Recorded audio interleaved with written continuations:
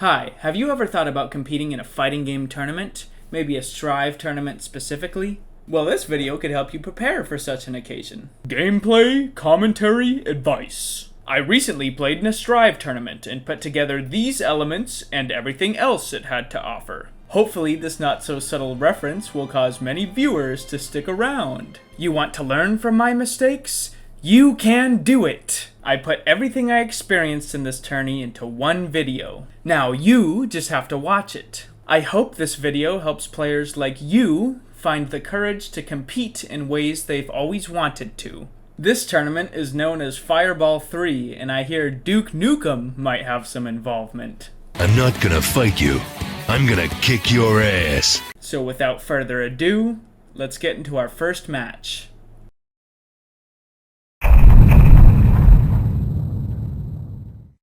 First, I faced off against a Biken player named Big Bass. In round 1 of game 1, I win round start and manage to force out Big Bass's burst. After that, we play some pretty sloppy neutral until I am eventually able to gain the advantage with a command grab on Biken's wake up. However, one misinputted stomp and a wasted burst later, Biken escapes the corner with a gutsy raw super. Then, after a couple mistakes and a return to neutral, I take the first round with a set of callouts on Biken's approach. In round 2, expecting a far slash from Big Bass, I throw out a 6p. Unfortunately, Big Bass decides to go for a low and pushes me all the way to the corner. Luckily, I break free with a jab check into a frame trap, but it's not long before Biken returns the favor and sends me back to square one. This time, I slow things down with a blue, throw Biken into the corner, and after a couple of reads, I'm able to secure a wall break and positive bonus. Back to neutral, Biken beats my clone with another raw super. On wake up, I use a raw super of my own, but it gets blocked and I decide to use my burst, hoping to take the first game of the set in this round. Noticing my blood, I jump in, pop, and secure the victory with a low. Game 2 starts the exact same way as Game 1, and though I am able to win neutral with a clone into command grab, Big Bass catches me lacking with a counter hit sweep, not once, not twice, but 3 times in a row. While counter hit sweep is an excellent combo starter for Biken, Big Bass was unable to capitalize, and a couple counter hits of my own nets me a wall break and a huge life lead. Back in neutral, we both jump and Big Bass starts making some big brain plays. When it's my turn again, I secure an anti-air that should have led to a kill, but after dropping the combo, Big Bass gets a huge parry and pushes me into the corner. Then my blue RC into air throw gets countered, but an ill-advised jab check is more than enough to close out the round. In round 2, Big Bass beats my 6p with another low, gaining a huge lead, but since they Yozansen too high, I use my frame advantage to fight my way out of the corner. They then decide to use another raw super, which I'm finally able to block, and with no meter left, they're unable to RC their next stray hit into a combo. After that, I get a huge counter hit, manage to steal the Biken's burst for free, and the rest is history. I know calling out my opponent with the 2H at point blank range is a massive risk, but it's those kinds of risks that lead to the most satisfying of wins. That being said, I'm now up 2-0 on Big Bass and only need to take one more game to advance in winner's side of the bracket.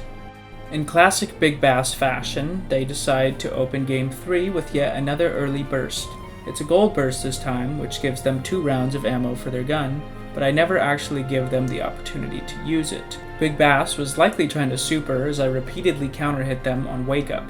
I definitely got lucky here and should have had more respect for the full meter. Regardless, my aggression went unchecked and it paid off, as I am now on set point.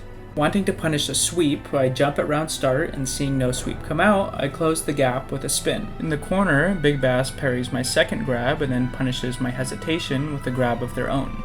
It's not long before I find myself getting comboed, but I don't take too much damage and my trusty jab 6p grants me freedom once again. At mid-stage, I perform a slight shimmy, and it's now Biken with her back against the wall. Clone gets me in, but Big Bass says stay away. From there, Nago and Biken play their last set of footsies for now, and I win the final round with a couple of well-timed pokes. I had a great time playing against Big Bass. Entering a tournament takes courage and guts, which was definitely reflected in their play. In case anyone was wondering, je suis Ruby, and you could also call me John. I bought Strive because I thought Nago was the coolest character I'd ever seen, and now I'm a character specialist. When it comes to tournament play, I don't judge others for having counterpick options. But for myself, I think of counterpicks and secondaries with one resolute word. Anyways, let's not keep our next opponent waiting.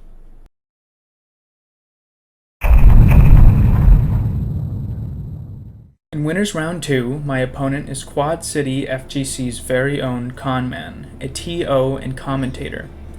Being my second encounter with this particular Soul player, I was confident going into this match. Though he bursts out of my pressure, a well-timed anti-air allows me to reposition into a range I'm comfortable fighting Soul at. I'm then caught off guard by a wake-up DP, but I manage to counter Conman's approach and send him back to the corner. This is where the tides of battle shift, as Conman gains an incredible amount of momentum off his dive kick. A fully charged dust combo then threatens the round, but expecting it not to kill, I hold on to my burst. After that, I gamble my life on Wake Up Super, and it connects, winning me the first round and giving me enough time to drink some water before the next. Conman wins round start, pushing me into the corner, which is exactly where you don't want to be against Soul. Luckily, his jump attack phases right through my head, and I put him in the corner with a grab. After mistiming my meaty, I wait to gain some space before bursting. Punishing Conman's wake-up DP gets me a decent amount of damage, but I get greedy with another grab, and he's able to escape the corner. I guess I'm not the only one whiffing my grabs, but that blue RC was a total waste and misplay. Needless to say, I proceed to spend way too much blood, but Connor didn't notice my meter, and it ends up saving the day. With only a sliver of health left, I'm now in chip range to any attack, and decide to gamble my life on a spin. Since it miraculously crossed up, I gain just the momentum I needed to secure the round, as I get Conman on the defensive, and then take game 1 with a tick throw. Heading into game 2, after what is essentially a round start tie, I catch Conman's air dash with a 6p and take an early lead. Pushing my lead even further, I pick up another anti-air with far slash, then another with 6p, but my follow-up gets bursted. After wasting meter only to whiff a 2H, I'm not gonna lie, I got Oonga Boonga'd to the other side of the screen before I even realized what was happening. With my back against the wall, I spend my burst and manage to get a command grab. But Conman backdashes my meaty. Soul wins the boxing match, and the only thing that can save me now is a dropped combo, which I get. A yellow RC gives me one more turn, but unfortunately Soul's jump in isn't a phantom hit this time, and I take my first round loss of the tournament. It's important to remain cool, calm, and collected after taking a loss, however big or small it is. For most people, deep breaths help to calm the nerves. Rumor has it, water is supposed to do wonders for your nervous system as well. I'm personally not a big fan of breathing or drinking water. I like to keep those things to a minimum. What calms my nerves is convincing myself that I'm fighting for something bigger and better than just me. And so, after tying things up with an instillment of hope that some may call delusional, it's time to head into round 3. Try to bait the burst here, but Conman holds onto it and wins the next exchange. However, he misses his meaty, gets thrown into the corner, and I finally get that burst I was looking for. Punish time, and I go for a reset instead of breaking the wall with my initial combo. Lucky me, it puts me up another game. Game 3 starts with an exchange of block strings between the Conman and I, but he eventually falls prey to a frame trap, and it grants me the advantage. This 2H should have led to a combo, but Fukio doesn't come out, and Conman fights his way out of the corner. After blocking his Fafnir, a jab check stops Soul's aggression, and after he bursts, a 2H stops his approach. Yellow RC into charged dust was mischievous of him, but I'm able to block, punish, and my momentum carries me to victory.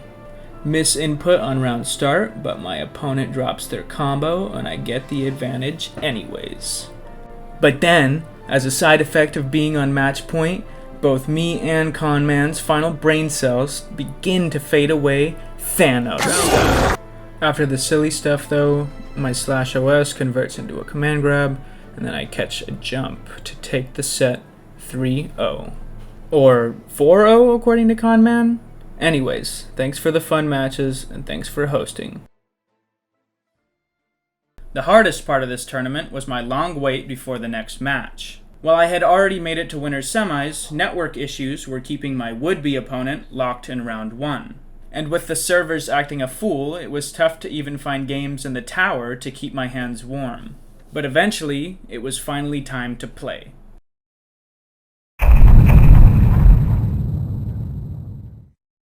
In winner's semis, I play against Alexander the Milia main. Before the match even begins, I can say for certain that Alex has a strong mix.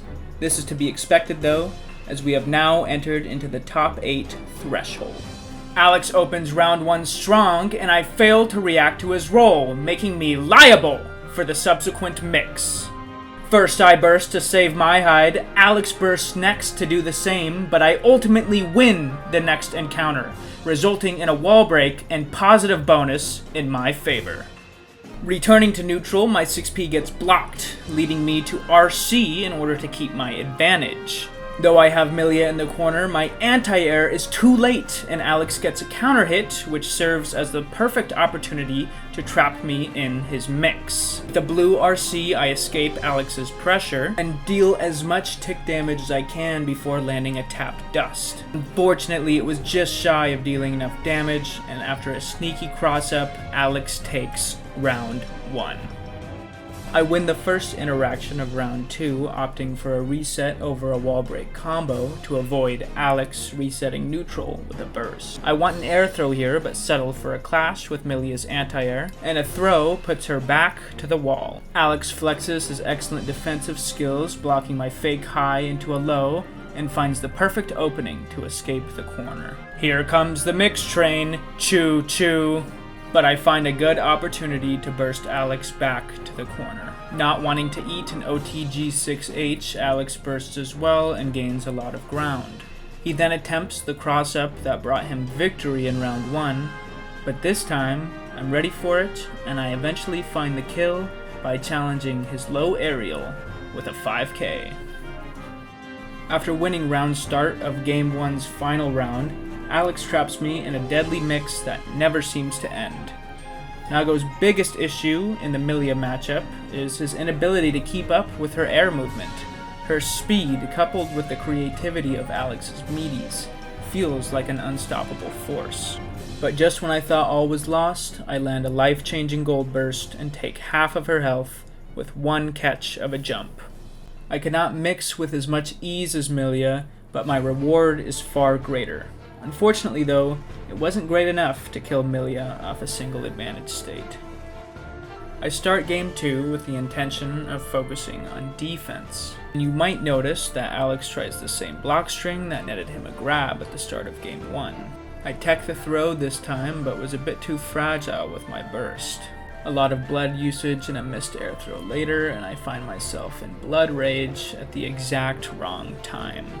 The blood giveth, but the blood also certainly taketh away, and though I survive the wall break, a jab check does me in after the neutral reset. In round 2, twice I try to catch Alex's jump, and twice I fail. I block a cross-up from Alex, but I'm completely blindsided by his bad move, and he carries me to the wall, hoping to get a cross-up with roll. Grab beats roll, and after a re-grab and a jump catch, Alex is in death range to a wall break super and must spend his burst. I quickly found my way back in, but FDing my jab here gives Milia enough breathing room to escape and start her mix. Alex tries to bait burst here, but I ultimately get it to connect. Then, my talent for whiffing 6H almost cost me the game, but with a classic strike throw mix, I find the last bit of damage I needed. In round 3, things took a turn for the worst. Now don't get me wrong, I tried to block, but Alex just kept opening me up. Guessing correctly over and over again, He prevented every attempt I made to fight back. It's easy to feel frustrated or demoralized in a situation like this. And to be honest, I debated whether I should speed this footage up or even include it in the first place. In the end, I decided that as much as this round reflects my weaknesses as a player, it highlights Alex's strengths in both decision-making and execution. I certainly did not underestimate Alex before this set, but that perfect gave me a good idea of what his capabilities are with Millia. Besides, we're not out of winners yet, so the most important thing is that I keep a positive attitude and keep trying my best until the match is over. Going into Game 3, both Alex and I choose passive round starts, but it isn't long before he closes the gap with his deadly aerials. He gets his first opening with a low, and I spend burst to create some healthy space. He doesn't expect me to close that space so soon though, and using a couple of grabs to call out his faultless defense puts me in a very comfortable position. I punish empty jump with another grab, and after some light pressure, Alex punishes me for not following through on the second hit of my DP. But there's no reason to panic here. We'll play it safe and cool and find the kill with a low poke. In round 2, I Fukio away from Millia's cross-up to win the first encounter and keep my momentum. I've got a lot of blood to spend, but I choose to give up space instead of risking getting counter hit. This allows me to hold my ground, and I begin to fish for a burst from Alex. In reaction to Millia's jump, I jump back so I don't have to guess high or low. Unfortunately, one call out from Alex causes the momentum to completely shift. For the rest of the round, I find myself trapped in his mix once again. But what did we learn here? Why can't I seem to open this Millia player up? As I'm forced down to what could be my last round in winners, something simple, something easy to waste. The blue light of that burst returning gives me hope. What works against this Millia? He seems to block everything, but my grabs have gotten me a lot of mileage. Strike or throw? I realize there's no need to reinvent the wheel mid-set. Every game so far, I've taken it to round 3, and every round I've won included at least 2 throws. This super could mean life or death, but I know Alex wants to bait the burst, so I wait for the right moment to spend it. To close out the game, I look for an air throw, and even though it whiffs, I get a lucky cross-up, and then miraculously, I don't whiff a 2H, and I cleave Alex out of the sky. Finally getting a point on the board, I carry my momentum into Game 4. Alex stuffs my pressure with a jab check, but my defense is definitely looking like it's improved, until my opponent finds a decent confirm off of a counter hit. Here, I try to stop Millia's approach with a grab, but it loses out to a far slash. In the corner, I know it's time to activate my armament hockey, but my next grab gets stuffed as well, which will result in a wall break. From there, Alex recognizes that the super is enough to finish the job. With my winner's life on the line once again, it's time to make some magic happen. And though I lose the first encounter, throwing Millia's empty jump gains me the advantage. A chain grab puts me in a great spot, and another one leaves Alex at just 25% health. Some pressure gets rid of the rest of Alex's meter, but after I spend my burst, I mess up my bite OS, and he breaks free from the wall. Eating a pretty meaty combo does not spell the end though. After a massive anti-air, I Fukio right under his burst, and then punish it to pick up the kill. Opening round 3, I land a counter hit that nets me some decent damage. A reset keeps my pressure alive, and a counter hit gets me the wall stick. I wanted to follow it up with a super, but I have to settle on a neutral reset with a near-death Millia. Another anti-air should have led to a kill, but a dropped combo should always be taken advantage of, and it's now me trapped in Alex's pressure. After landing the super to extend his combo, Alex calls out my first blue RC with a grab, and then plays it safe to mitigate my next one. It's not over yet though, as I build the burst, spend it, and a YOLO spin ties up the score 2-2. Heading into the final game of the set, I've proven to myself and to Alex that I'm capable of achieving victory. However, as much as I've demonstrated my ability to make the needed adjustments, Alex has had just as much time to make adjustments of his own. He wins the first encounter, gaining half my health and a wall break. The reset ends in my advantage, and for perhaps the first time, I'm able to punish his aerial escape from the corner. To cover a block, throw, jump, or backdash, I perform a bite OS and force out his burst. But from there, he checks my Fukio and counter hits my mash. Wanting to enter round 2 with as much momentum as possible, I foolishly choose to spend my burst after Blood Rage. And with that mistake, I'm put on set point with 0 resources left. After winning round start and pushing me to the wall, Alex locks me into a string of pressure that before now, I had never seen him do.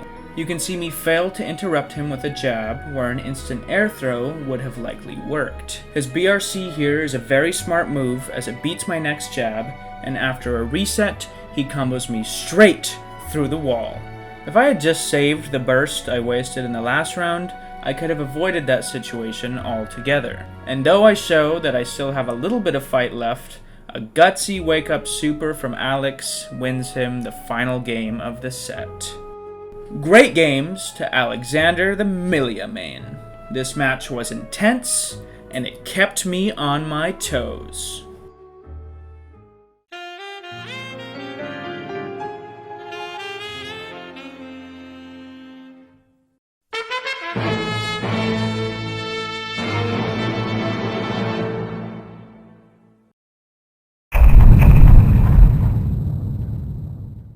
In Loser's Quarters, my opponent is a Mei player named Nal Robin. Because I don't have a lot of experience against Mei, especially after the most recent balance patch, where she received lots of love from the devs, this is one of my weaker matchups. I choose to open the set passively, as Mei has strong round start options, and I'm trying to gauge Nal Robin's round start habits here. Needless to say, Nal Robin takes advantage of my initial hesitation. Then, after landing an anti-air, I manage to force out a burst. My 2H gets counter hit, and I am forced back into the corner. From there, Mei opens me up with a couple of lows, gaining a wall break and positive bonus in the process. The wall break leaves me with a little bit of health and burst. But as neutral resets, I do not plan to spend it, still lacking an understanding of Nal Robin's game plan. So stopping my aggression with a yellow, Nal Robin secures the first round with a grab. To open round 2, I use a 5k attempting to beat Dolphin, but Nal Robin wins the exchange and carries me to the corner with some tricky movement and delayed pokes. He's doing a great job calling out my timing and interrupting my attacks. After finally getting in, I react to his blue RC with a purple, and my 2S interrupts his Dolphin. Unfortunately, Nal Robin escapes the corner, and though I'm able to tack on a bit more damage, Mei wins the first game, catching me pressing buttons when it's not my turn. Knowledge checked. I gain the first advantage of game 2, and after sweeping out their feet, Nal Robin spends a very early burst. They then catch my approach with a Dolphin, a common trend you'll see in this set. But a huge anti-air for me gains me a lot of ground and initiates a very scrambly situation. It's almost as if we're competing for the title of most resources used. But with 2 grabs, I condition Nal Robin to jab check a third, which results in a counter hit and grants me the round. In round 2, I win the opening exchange. However, my 2H habit gets me counter hit again. The next series of pressure shows my unfamiliarity with Mei's frame traps, but as I fight back with 6p, Nal Robin's love of yellow RC becomes clear. Perhaps they are just as uncomfortable playing defense in this matchup as I am. Blue RC then exposes a hole in my opponent's offense, and a Rekka catches their wake-up jump. As an offensive hole of my own gets jab checked, and my 2H gets counter hit once again, I realize it's time to slow down the match and to start fishing for a burst. Nal Robin holds on to it for as long as they can, but good spacing keeps me at the perfect range, and when it finally comes out, I punish and tie up the score. In game 3, I lose the first neutral encounter with my trusty old, ill-advised 2H. Obvious bad habit. Luckily, my trusty 6P mitigates Nal Robin's frame trap, and I get the side switch with a meaty counter hit combo. Rekka plus JH plus 5H gives me lots of blood to work with, But I fall prey to a dolphin interruption 3 times in a row. And now at the other end of the screen, I close out the round with a counter hit combo, a 6H OTG, and finally a tap dust. The following round, I am immediately sent to the corner where I do little to defend myself against now Robin's flurry of pokes. I eventually find my way out, but once again, my opponent reads my approach with a dolphin. Do you see that blood meter though? Now Robin didn't, and a blood-flavored pseudo-burst gets me a little bit of mileage. Unfortunately, even after my OTG and now Robin's failed YRC, he's able to chip me out with one last puppy of the sea. In the final round of Game 3, I predict and punish Dolphin with 6P. My proceeding offense is a bit sloppy, but I spend burst to keep May in the corner. From there, I make use of Nago's simple but effective mix, strike throw, and win Game 3 in a single advantage state. Time to head into Game 4, where I win round start, my opponent spends an early burst, and I eventually call out Dolphin to gain the upper hand. I then catch May mashing on Wake Up and get a combo that carries her through the wall. With an arbitrary positive bonus in hand, I now have all the momentum I need to close out the round and put now Robin on match point. To open round 2, I baselessly assume my opponent will up back, but get dolphined in the nuts instead. Good patience from Nell Robin keeps me trapped in the corner, and before long I spend my burst to escape. Counter hit doesn't net me much damage, and landing one in return, May uses Red RC to extend her combo and send me flying through the wall. As neutral is reset, I win the next encounter and prepare to hold my ground. After a spin, I try to bait burst. It doesn't come out, and I tick throw. I read the super here, get a punish, then a burst bait, but I've used too much blood, and I meet my demise. Though I lost the previous round by technical knockout, I carry unbridled momentum into the final round. After shrugging off a small combo, I'm back in the driver's seat, and I don't plan on slowing down until victory is mine. A fake high into a low gives me the last reset I need, and I catch now Robin pressing buttons on Wake Up to win the game in an oddly satisfying manner. Excellent matches to now Robin. Nasty with those dolphins, they're out at 5th place. As I fought and won my first match of losers, a battle between 2 players, both of whom know the smell of the game, took place in winners' finals. I glance at the bracket only to find that Alex had lost the match and now gatekeeps the door to Grands. Damn, his opponent must have really wanted that copy of Duke Nukem Forever. Babelicious. My loser's semis match is against Siggs, a Soul player who may or may not have another character up their sleeve. Unlike May, Soul is a matchup I've been studying recently, and with my previous win against Conman, this match has me excited. Winning round start and biting Siggs Wake Up leaves me with a huge advantage health-wise, blood-wise, and positioning-wise.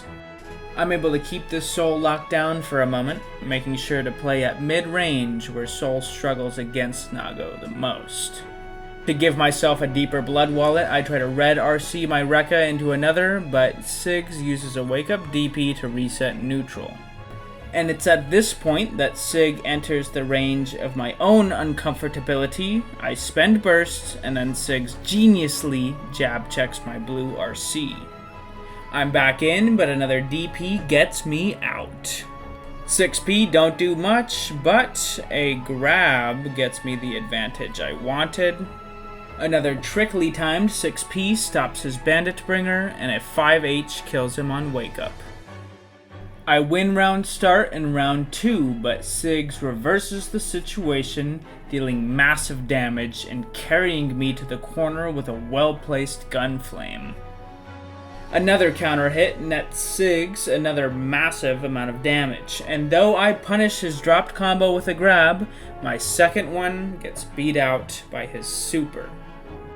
Landing a DP to open round 3, I fish for a burst, but Sig stands strong. He plays an excellent neutral, calls me out when the time is right, and it's a Fafnir that sends me to the corner. He cancels his next opening with a red RC to bait burst, and socks me through the wall without hesitation. From there, another genius jab check on my BRC grants him victory in Game 1. Heading into Game 2, I think about the importance of not letting wins or losses affect one's mentality. By remaining detached from the game, you are able to focus on its mechanical foundations. And at that point, any and every outcome can be determined by math. But only if you have a calm mind. In Game 2, after a patient start, Sigs wins the first encounter, forcing out my burst in the process. His preemptive DP to cover my approach goes unpunished, and he finds his way back in with a bandit bringer. All of a sudden, I have my back against the wall, and my whiskey wake-up flow is answered with an Uno reverse. From there, one more opening, an RC, and a wall stick is enough to finish me off. Or so I thought. As neutral resets, I'm convinced I can land a bite, but BRC and a jab check wins Sigs the round. The following round opens in my advantage and remains that way until I fall prey to another bandit bringer. I proceed to eat a good amount of damage, and after catching my backdash with Fafnir, Sigs puts me in a tricky situation. Luckily, I'm able to interrupt his next bandit bringer with 5k. I mix up my approach with a DP, and after a counter hit, I get a simple Rekka that uses Soul to shatter the glass. Upon landing, I get a bad feeling in my gut, and must jump to avoid the impending command grab. Sigs then spends a hero burst, but my clone beats Gunflame to close the round and tie up the score 1-1. I'm feeling pretty warmed up at this point, especially against Soul, so I go into Game 3 in a great mood. I've been entering a couple tournaments every week to become more comfortable in stressful and competitive environments. And though it's nerve-wracking when you start, the experience you gain is of the highest value, and the stress can even become something you enjoy. It's far from over, but I thank you for tuning in to the story that is Fireball 3, and I hope this video project is helpful in preparing you for your next tournament. In the second round of Game 3, Sigs wins our first dance in neutral. However, my defensive decision-making starts to show improvement in this round. After catching Sigs wake up with a low to put him at half health, I make a realization about 2H. While it's certainly been nerfed since the golden age of Nago, it's still quite effective in the Soul matchup, being a great tool to challenge Gunflame and Soul's preferred IAD approaches. So, with a huge advantage, I spend the rest of the round trying to play at a burst-safe range, and even though Sigs hits me with a gold, I have more than enough blood and meter to finish the round during my next encounter. With only one more win locking shut the door to Losers Finals, Sigs makes a fateful switch to Nagoriyuki. I love the mirror match. An odd thing to say, but a nice preference to have in this situation. Normally, I struggle with mid-set switch-ups and counter-picks, but I know Nago like the back of my hand, and I don't want to come off as overly cocky, but there isn't much that can surprise me in this matchup. Much patience is required in neutral, as Nago's counter hits are some of the best, if not the best, in the game, and by punishing a small but costly slip-up from Sigs, I convert our relatively even start into my advantage.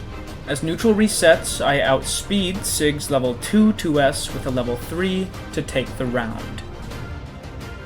Remember what I said about being immune to surprises in this matchup? Well, I certainly did not expect Sigs to use Beyblade so freely here.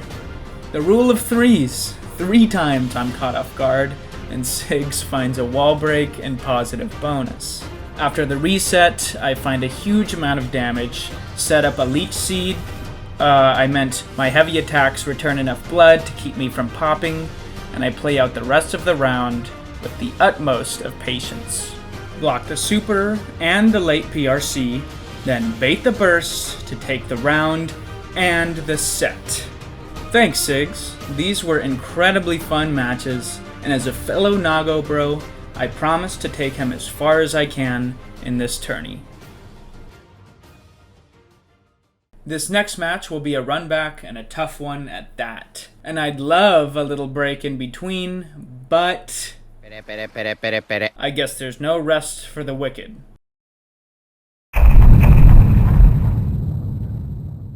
After fighting my way to the end of loser's bracket, a fated rematch against Alexander the Miliamane commences. Our face-off at the beginning of top 8 was exhilarating, a real nail-biter. And being the last gatekeeper before grand finals, the light at the end of the tunnel becomes faint, flickering even, but above all, it's there and it gives me hope. With an end goal in mind, I possess something that Alex does not. While he's been waiting patiently to fight this loser's finals match, I've been building momentum during my loser's bracket run, playing back-to-back matches on stream ever since loser's quarters. Keeping that in mind, I do not hesitate to sacrifice all of my resources in order to keep my momentum heading into round 2. And in that second round, my confidence does not fail to deliver, as I win the opening exchange and net myself massive damage, a wall break, and positive bonus soon after. Upon reset, though Alex lands a disc, I do not allow him to set up his mix, utilizing YRC and achieving a Game 1 victory with burst safeness. Alex gains the first advantage of Game 2, catching me blocking high on Wake Up with a series of lows that exemplifies the rule of 3. I then challenge my way out of the corner, and a whiffed burst from lightweight, low-health Milia allows me to tie up the round in a single combo. But Alex escapes the corner just as quickly as I did, and a well-thought-out adjustment allows him to call out my YRC bite attempt with a super. My wake-ups then caught twice, and I spend the hero burst. Well, if I do, that will be unfortunate. But correct me if I'm wrong, I believe the best way to make a comeback is to slam your foot on the gas. So I do just that, and though Alex swaps our positions, even in level 3 blood, his next combo doesn't kill, and a Rekka RC into a delayed close slash wins me the first round. I win the next round start, but unfortunately I dropped my combo. And though I carry Alex to the wall anyways, he backdashes my bite and lands a solid punish. Not gonna lie, I spent way too much blood and risked it all on that bite. But since it whiffed, it's imperative that I stop spending and start playing patient. Which is obviously the opposite of what I ended up doing. And so, Alex ties up the rounds 1-1, breaking the wall with a super to make sure Nago is dead. It's now Alex carrying momentum into the next round, but opting out of his mix, I spend my burst to corner him. My proceeding opening almost gets him to half health, but by challenging my jump dust, he effectively resets neutral. I play a decent defensive game here though, even teching a throw setup that I remembered from our previous set. And after I gain back the space I lost in that exchange, I'm able to punish a wasted burst and take the game in the same combo. I'm now up 2-0, the same position Alex had me in during winter semis. However, recognizing that my current game plan is getting the better of his, he switches to a secondary. It's ram time. As I mentioned during my match against Sigs, I'm typically weak to mid-set switches. Being a visual learner, I have to see and experience my opponent's mix-ups before I can adjust my decision-making in an appropriate manner. Above all, I feel lucky to have the advantage in terms of score, and even more lucky to land that counter hit 2H. It was just what I needed to tie things up, and landing this super will extend my advantage further as we fly through the wall. Shoutouts to Daisuke, the game's creator, for giving me such a sick way to spend meter. And shoutouts to countless hours of Byte OS practice for winning me this round. That also brings us to set point, but it's unlikely that Alex will give up his tournament life without fighting tooth and nail. And I must have forgotten to knock on wood, as he shows me that his strong mix is not specific to his milia. Then he whiffs grab. Remember that. And a burst safe combo leaves him in a super tough spot. I'm a little too respectful on the reset though, and he fights back, giving me hell as he holds on to his last bit of life. He's courageous in his follow-through, counter-hitting me and forcing out my burst. I'm lucky enough to escape the corner after that, but a couple of correct guesses nets Alex the win.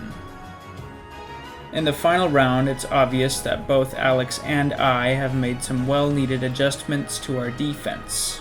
With so much on the line, there's no room for errors, but it's tough not to crack under this pressure, and Alex finds the first solid opening. Catching me off guard with a tap dust mix-up, he continues to build his lead with a wall break combo. In the reset, my blood meters got me nervous, but I managed to reset it with a bite. And I stay aggressive with it, even punishing Alex's jump with a slight shimmy. I'm hesitant though, and he catches my delay, almost carrying me full screen before I get a risky throw. Got him back where I want him, and I should have killed with my next combo. I'm a fool who pops, who spends his burst, and then who still loses the round to tick damage. In Game 4, I make the decision to return to my fundamental game plan, a simpler style of strike-throw, and discard the tweaks I've made in response to Alex's milia. It pays off too. Alex wins the reset, but I figure I've got far too many resources to lose this round. With a safe jump, he punishes my super with one of his own. But let me tell you, no one ever expects the second one. And as this honorable vampire samurai retainer of Oda Nobunaga rises into the sky to win the round, Alex is once again put on set point. In round 2, my spin sets me up for an immediate cross-up, and then clone allows me to skip neutral. Honestly, at this point, I could kill off a single counter hit, and as I continue my aggression, it becomes clear to me that victory is close at hand. But while recognizing that can give you the confidence you need to play it cool and achieve victory, it can also cause you to spiral down a slippery slope of hubris. A situation like this is no time to underestimate your opponent, and Alex is certainly a player I don't plan on underestimating. So in the corner, I wait for my turn and find a little bit of damage with a shimmy. A jump heavy into a full Rekka, and then a late PRC bite completely resets my blood meter and puts Alex one hit away from death. But he does not break composure, and fear? He doesn't know the meaning of the word. After a flip, he lands a throw. Then, a safe jump gets him another. And finally, he catches me pressing buttons when it is not my turn to snatch victory from the jaws of defeat. I start the next round strong, but my bloodlust shows, and I get greedy trying to secure a bite. Another whiffed throw then activates Ram's win condition, the dreaded corner. I'm almost able to turn things around, but Alex makes a hard call-out, stopping my Fukio DP with a mortifying counter hit. And after one more grab, an OTG closes out Game 4 before I even spend my burst. Just like that, Alex and I once again find ourselves in a Game 5 situation. Winner moves on to Grands, and loser is out at third place. These matches have been incredibly even. It's been an absolute pleasure to be a part of this back and forth, and it's time to see if I was able to make the adjustments needed to win this set. And so, I find myself in a great position and make good use of that OS I've been practicing. But Alex calls out my meaty with another counter hit super, and after a hard shimmy, they punish to win the round. It's now me on set point, and running through my head over and over again is a pledge to have more respect for meter from here on out. A crafty tomahawk and a jump catch pins Ram to the wall. But my super doesn't come out, and now my back's against the wall. I manage to tech a throw, and as the scramble continues, we swap sides again. But I'm bringing an end to those silly side swaps. And with level 3 blood, I have all the range I need to keep Ram locked in the corner, whilst remaining burst safe. So this is it. We've really come to the final round. I'm able to bait an early burst out of Alex and keep him locked down for long enough to find a tap dust, which I read RC to get the wall break. Positive bonus and a huge life lead makes Ruby Kiku very, very happy. And it's funny, both of our final openings are earned from something as elementary as mistiming. Good games, man. Lots of respect to you, and I hope we get a run back at Fireball 4. See you there. While I knew Alex was sitting pretty in Losers Finals, I didn't actually see the score of his Winners Finals match until now. Apparently Shambles, the one sitting in Grands, beat him 3-0, while for me, it took everything I had to pull off a 3-2 win. That said, we better not keep Shambles waiting in Grands so they can get back to soloing Goku or whatever it is they do in their free time. This is it. Our final battle. Shambles the Giovanna is my opponent in Grand Finals, and to win the tournament, I must beat them in 2 consecutive best-of-5 sets. What's more is that they have an extremely positive attitude, which might seem arbitrary to the innocent spectators in the crowd, but to me, it makes Shambles a very scary opponent to be up against. I open the set with a passive round start, and Gio immediately puts on the pressure. However, I use a preemptive jab to challenge Shambles' jump and gain back a good amount of space. At this range, Gio is too close to whiff punish and too far to challenge standing normals. A frame trap leaves Shambles at just 25% health, but my pressure ends and they escape the corner and open me up with a grab. So I spend YRC to gain another turn, and manage to catch backdash with a 2S. Though I have yet to adjust to their aerial escape, I do manage to interrupt their pressure with a 6P, read their wake-up super, and then block an overhead to take the first round. In the next round, Shambles chooses a passive start and then opens me up with Spiral Arrow. After another 6P interruption, my risky bite gets counter-hit and my burst is forced out. Back in neutral, I'm looking to catch Gio's approach, but they find a whiff punish. A throw reverses the situation, and a command grab gives me lots of blood to work with, but I mistakenly choose to jump heavy and am punished for it. A YRC gives me the opportunity to create a gap, with the sole intention of immediately closing it to catch Shambles off guard. But once again, I fail to catch their IAD out of the corner, and they win round 2. The final round of Game 1 is a great example of what might happen when one runs out of stamina. As you see, my play here is impatient and my defense is lacking, to say the least. Upon the neutral reset, I do manage to win the next exchange, but I spend so much blood that my bite becomes completely predictable. And by the time I land a burst, it's already too late for me. I spiral into Blood Rage and lose Game 1. Starting Game 2, Shambles gains the upper hand in round start, but my 2K is a lifesaver, and catching a backdash, I gain the advantage. Shambles spends burst, but just out of range of Spiral Arrow, I'm able to continue my aggression. I get them to the corner, but fail to cover IAD again. A frame trap beats my 2P, and a safe jump nets them a throw on my wake-up. My heart tells me another throw is coming out, so a jump heavy allows me to escape Gio's pressure, and my preceding counter hit nets me a combo that could have killed if I had only ended it with a super. I'm still in a good spot though, and a BRC allows me to keep Shambles locked down until they fly right over my 6P. But as I get back on my feet, I use another BRC to catch their air dash with a jab. Shambles gets a quick in round 2, and I immediately spend my burst. In this round, it also becomes clear to me that my opponent is no slouch when it comes to predicting throws.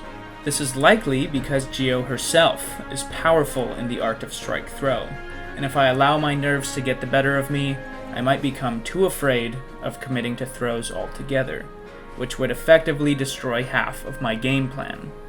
And that gold burst definitely didn't help my case, as Shambles takes advantage of my impatience to open me up twice more and win the round.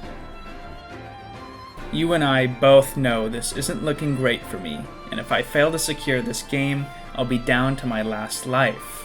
That being said, eating a wall splat and a super doesn't put me off to a good start. However, by using FD to block Shambles' meaty, I'm able to challenge and fight back. After that, I try to challenge a potential Fukio check, and a delayed slash and burst keeps Shambles at bay. They dive on me with a super to get some offense going, but I hold my ground, punish backdash at max range, and then get greedy with a 2H. To cover my wake up, screw it man, I'll give it up. That was a nasty shimmy to close out game 2. Being fortunate enough to get Shambles burst off the table so early in game 3, it's super important that I save my own and play both patiently and consciously in this match. Nearing this tournament's conclusion, I've been playing back-to-back matches since Alexander sent me to losers. That doesn't mean I've reached my point of exhaustion though. And being able to escape the corner with my life, I activate my observation hockey in order to react to and punish a tricky tap dust from Shambles. After I get the reset, I catch their jump and finalize my comeback in round 1. We both guessed wrong at the start of round 2, but a counter hit 2H anti-air nets me a whopping 60% health combo and a wall break. From there, I lose the next encounter, but manage to catch Shambles off guard with a wake-up super. So, sitting in a wonderful position, all it will take is a bit more patience to get myself a point on the board. They have bursts, but they're also only one hit away from death, and catching their approach with 2S wins me the game. Heading into game 4, well, I'll put it simply, I get outplayed, predicted, and interrupted at every possible turn. Since Shambles only needs to win one more game to win the entire tournament and take home the grand prize, a round like this is a major hit to my confidence. And so, as Shambles lands one final low to take out my last sliver of health, I realize it's now time for second gear! We can't go down like that. No, it is imperative that I pay Shambles back in kind. I no longer care what happens to me after this round. This is about sending a message, and a perfectly spaced super gives me the extension I need to get a perfect of my own. Carrying my momentum into the final round, I get Shambles to the corner, but that IAD escape I've been struggling to counter comes back to bite me again. I reverse the situation with a throw, but my proceeding YRC fails to protect me, and I get comboed from one wall to the other. It's there that Shambles baits out my burst with a red RC and sends me through the wall with only a single chance remaining. But with that last chance, I choose to go out on my own terms and design my own terrible fate with enough blood usage to spiral into a blind rage.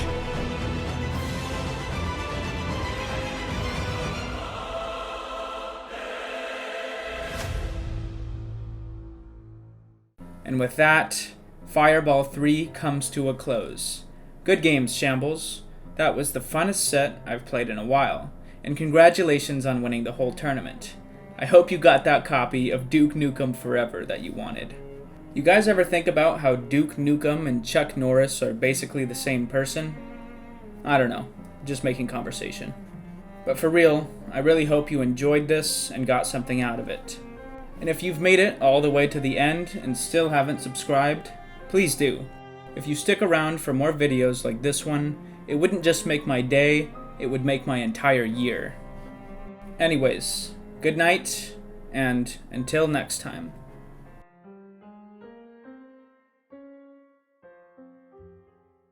We will find the king.